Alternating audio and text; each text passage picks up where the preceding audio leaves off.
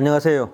인포마켓 강용훈 대표입니다. 오늘은 9월 17일 날 나온 바클레이즈의 이 AI 분석 보고서에 대해서 설명을 해드리겠습니다. 이게 굉장히 길고 어려운데요. 내용의 결론부터 말씀드리면 월가의 AI 카펙스, 칩을 사는 데 쓰는 비용, 그리고 그 칩을 돌리기 위해서 이 데이터 센터 짓는 비용, 그거 말하는 거거든요. 연간 비용. 그 카펙스의 추정치가 완전히 엉터리다. 우리가 해보니까 월가 예상치보다 10배 이상 나온다. 이런 내용이거든요. 그거 설명하기 전에 이 보고서가 이제 두 단계로 이루어져 있는데, 하나는 이제 지금 현상에 대해서 설명을 좀 하려고 합니다. 지금 윈터가 온다, AI는 거품이다라고 주장하는 쪽이 엄청난 투자를 해놓았는데, 칩에 그 칩이 실제로 AI한테 활용이 되느냐, 칩이 외부로 시간당 얼마 렌트를 하는 형식으로 판매가 되고 있느냐, 아니면 데이터 센터에 구축된 칩을 구글이나 아마존이나 이런 기업들이 자체적으로 쓰고 있느냐. 그러니까 실제 사용하고요, 구축된 어떤 캐파하고 갭이 너무 크지 않느냐, 이런 비판이 있어 왔잖아요. 일단 요거부터 이 회사가 논박을 했습니다. 그래서 첫 번째 제목이 의외로 잘 쓰고 있는 AI 칩이거든요.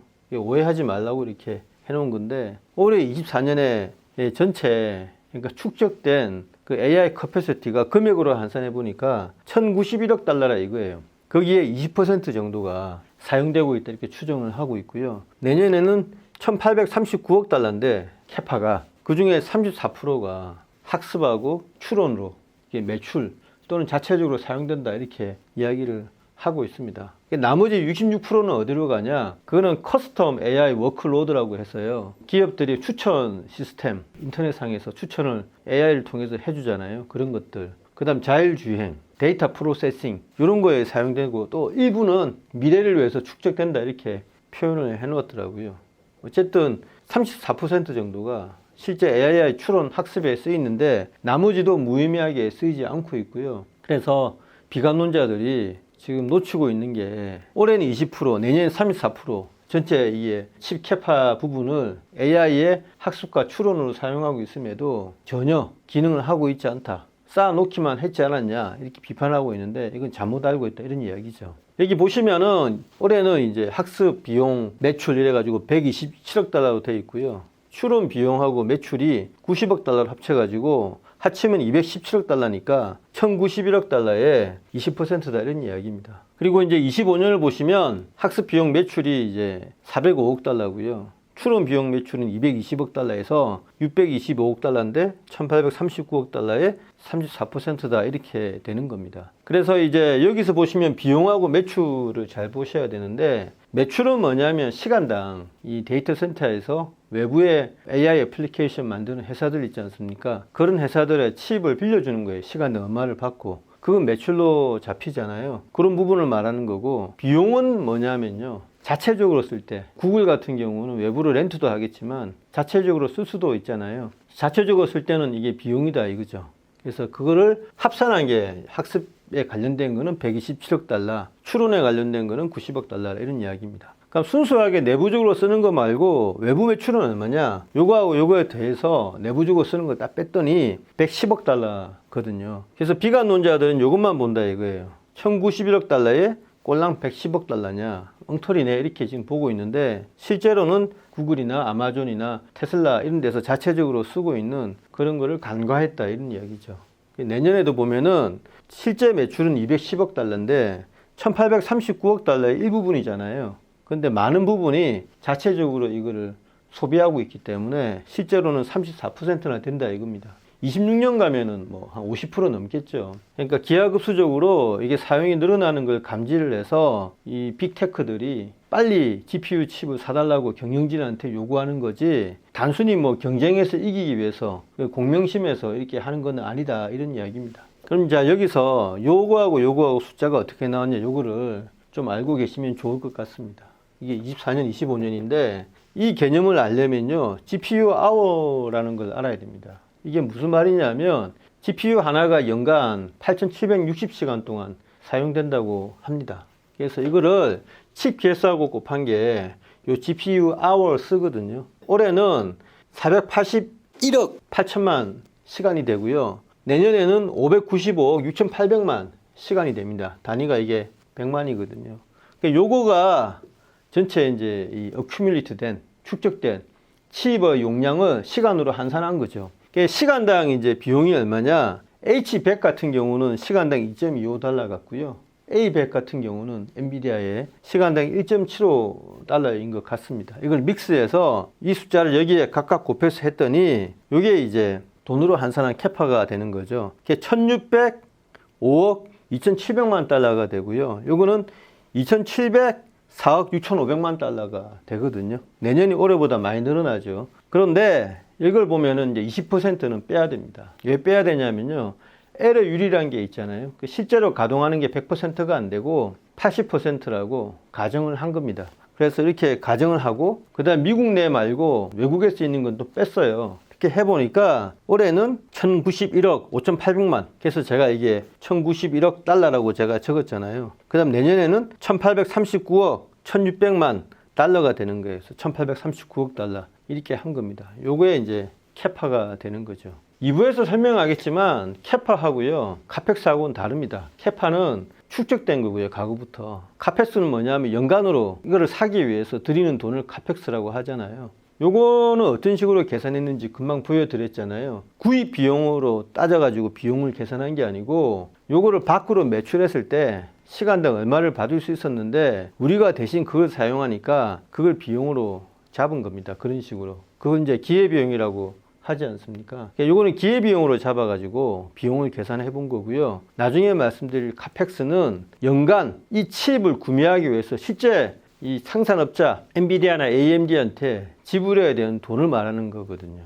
약간 다른 개념입니다. 그래서 숫자가 나중에 나오는 표 그림하고는 약간 안 맞을 수밖에 없다는 것을 미리 말씀드립니다. 그래서 새로 그려봤는데 이제 바클레이즈가 이제 칼을 빼들어서 연도별로 추정을 해본 겁니다. 트레이닝에 필요한 칩의 이제 카펙스를 추정을 해본 거죠. 아까 말씀드렸지만 커패시티 이야기한 거는 기회비용으로, 그러니까 시간당 얼마의 가격에 칩을 렌트할 수 있는가를 계산을 해서 지금 가지고 있는 칩에다가 칩의 가동 시간을 곱하고 시간당 렌트 비용을 곱해서 이 캐파를 돈으로 환산한 거고요. 카펙스는 해마다 기업이 이 칩을 살 때 들이는 실제 돈을 말하는 겁니다. 그러니까 아까 그거하고 25년치 숫자를 보시면 약간 맞지 않거든요. 그건 감안해서 들으시길 바랍니다. 그래서 연간 칩 카펙스 추정을 했는데 결론이죠. 이게 이제 월가 추정치는요, 내년에 730억 불이고, 26년에도 770억 불, 27년에도 810억 불, 28년에도 850억 불 이렇게 돼서, 그러니까 해마다 이제 빅테크들이 엔비디아나 AMD나,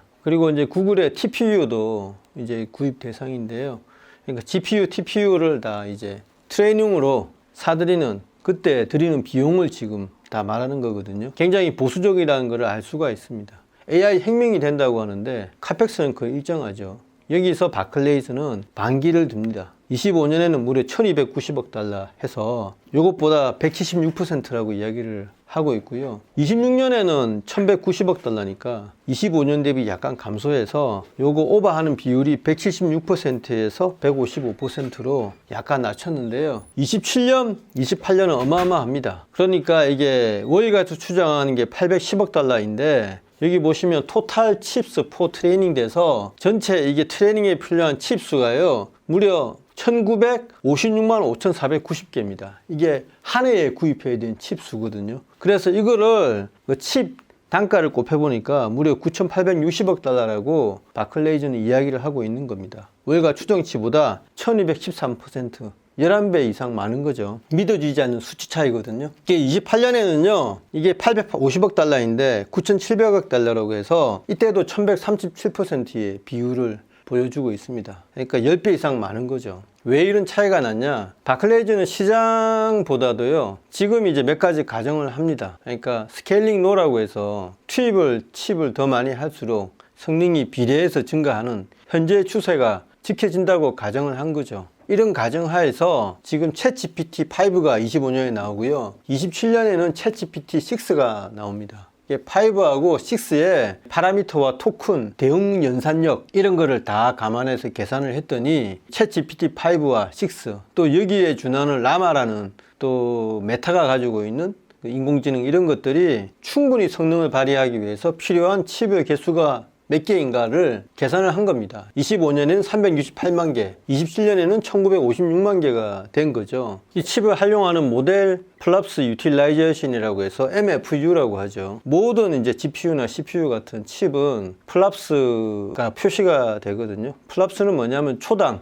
부동 소수점 연산을 얼마나 할 수 있느냐, 그 능력치를 나타내는 겁니다. 그 전체 능력치 중에 몇 퍼센트를 발휘하느냐 이거죠, 실제로. MFU가 60%면 100%를 발휘하지 않고 이게 수치상으로 표시된 그 플랍스 연산 능력의 60%만 실제로 활용한다, 이런 뜻이 되겠습니다. 60%가 가장 이상적이라고 하죠. 그래서 칩을 하나 샀을 때 연산을 100% 돌리는 게 아니고 60%를 돌리는 거를 칩의 성능이나 또는 내구성 측면에서 가장 좋은 거니까 그 60%를 가정했을 때 실제로는 칩이 예를 들어서 100이 필요하면 60%만 가정하니까 160이 필요하다, 뭐 이런 식으로 생각을 하시면 되겠습니다. 그래서 결과적으로 이런 숫자를, 노란색 숫자를 뽑아냈는데, 여기 의미하는 거는 뭐냐면 월간은 기계적으로 그냥 경제적인 어떤 관점에서 수치를 외사법을 통해서 그냥 전망을 해버린 것 같고요. 이 바클레이스는 순수하게 기술적 측면에서 AI 모델의 능력치를 최대한 뽑아내기 위해서 얼마만큼의 칩이 필요하냐, 이거를 역산을 한 겁니다.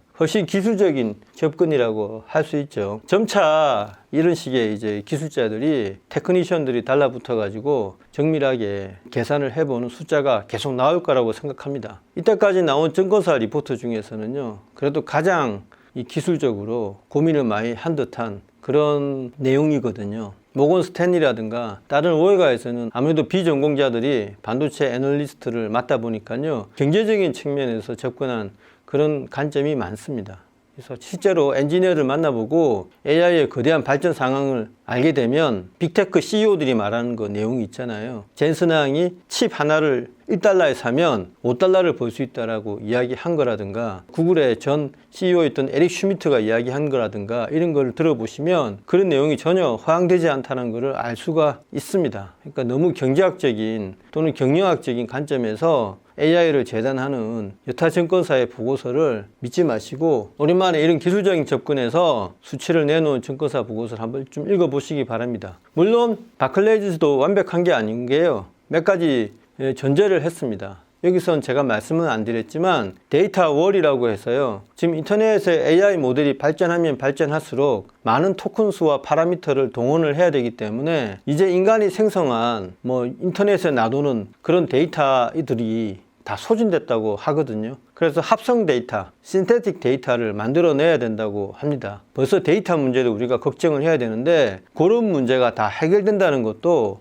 이 추정에는 전제로 깔려 있습니다. 그런 거를 잘 생각해 보시면 흥미로운 투자 관점을 얻을 수 있을 거라고 생각합니다. 네, 감사합니다.